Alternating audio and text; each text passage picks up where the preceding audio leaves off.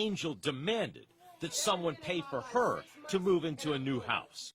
Mom of 17 is currently facing eviction alongside her husband, but she do not believe it is her responsibility to take care of all 17 kids, which she did specifically stated are her kids that she had, that she is struggling with her husband, and the system needs to pay for it. Held accountable, and they need to pay. When I first met Angel, she was living in a one-bedroom motel. 12 of her children were sharing just 2 beds, and Angel demanded that someone pay for her to move into a new house. With the help of the Department of Children and Families, Angel moved into a new home.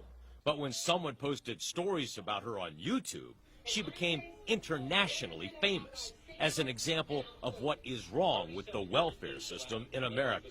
Angel doesn't care that people across the country hate her.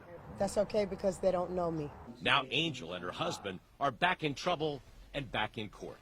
Our lights go on, they go off. They go on, they go off. Angel is facing eviction from her home, and her power has been turned off because they owe nearly $600 in back payments. Angel told the judge she used a check from the Tampa Housing Authority that was to pay for the power bill to pay instead to evacuate her children during Hurricane Irma. And I used it for my children to evacuate for the Irma hurricane. When they told us to get out, I used that money to evacuate and get my children where they needed to be. The judge told Angel and her husband the bill is theirs to pay. You're asking me to make an agency pay money above and beyond what they committed to pay, and I don't have that authority. And so Angel is facing eviction once again from this home. The landlord has not been paid rent in 3 months, and Angel is wondering where now to turn. My children are hungry. My children are afraid. My children are cold.